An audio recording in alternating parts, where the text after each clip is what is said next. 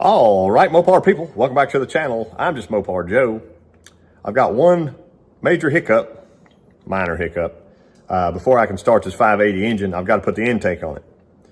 I do have a dyno date coming up soon. I've got to run that engine on my run-in stand here, be sure there's no leaks, no problems, none of that business. But we do have a dyno date set. I want to show you this intake and what the owner requested that I do to it before I bolt the intake back on again. This is my professional porting box. I got this idea from Ed at Ed's Machine. And it does actually work really well. Got my Goodson headstand. It's been working out for me. But here's our Edelbrock intake. So it's the Victor Max Wedge intake for the tall deck. Remember, that's an aftermarket block. Anyway, if you look down, this is the favored spacer that he likes to use here. And we look through here, there's a big clover leaf hanging in there. And it was just like that on the backside, but surprise, I've already trimmed him. So that's what that looks like.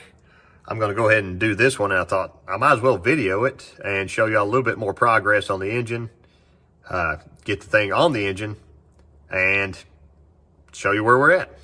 Also, spoiler alert, I have a dyno sheet from this engine last time. It did make over 800 horsepower. So I'm hoping doing little things like this will kind of up that ante a little bit more. Besides having push rods that are twice as thick and proper valve springs. A lot of other stuff going on. We're trying to make little improvements here. So let's go to work. I got a little WD-40 to lube with every so often.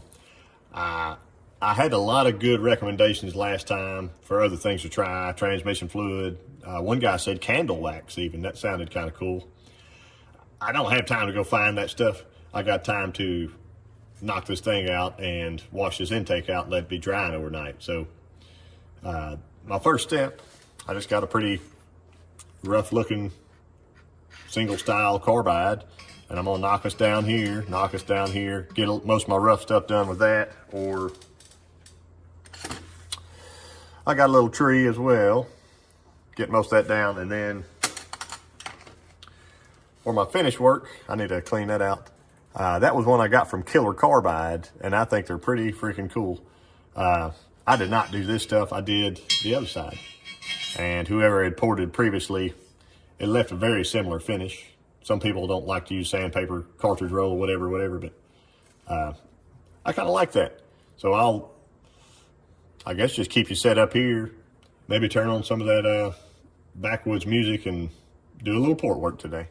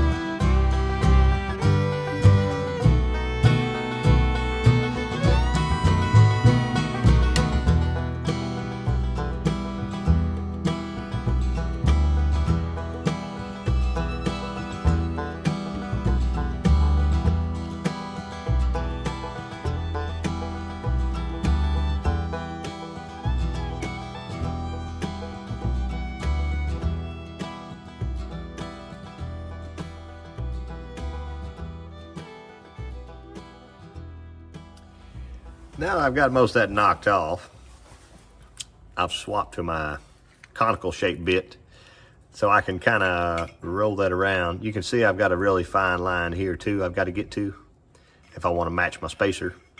And I'll get to that line and kind of blend him over and around that way. I'll get to my line, blend him over and around that way. Everything that's done in fine work right now, I probably won't touch with this rough bit, because I'm gonna end up blending from corner to corner here in just a minute with that finer bit. But let me knock this down a little bit more, and then we will do our fine stuff next.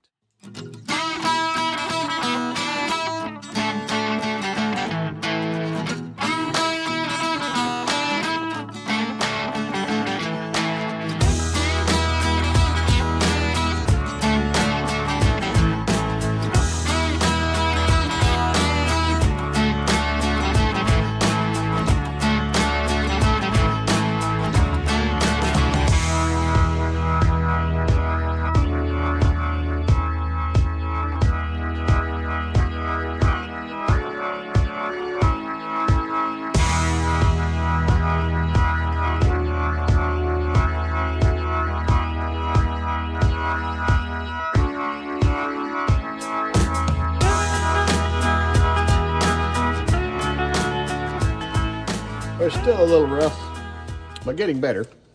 I went ahead and swapped to my extra fine bit here. And as Mr. Charles Servideo once told me, when you're going for a finer finish, slow down. This is just an old, I think Ingersoll Rand grinder of sorts. But I'll coat my WD-40, make some kind of blending passes here. This hump here kind of has to exist. I could grind it down aggressively. There's plenty of meat there, but I want it to, in my mind, have a better transition, because without a flow bench, as they say, I'm just guessing here, but it's definitely less restrictive than it was previously. So let's go to work.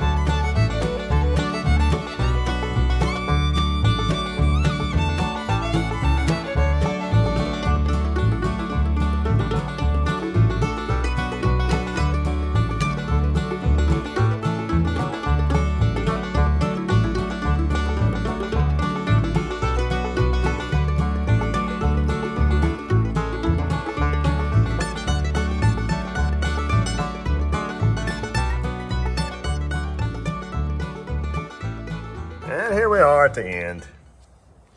There's side one, there's side two. I feel pretty good about it. More importantly, we gotta find the front side of our spacer, set it up, see how close we are.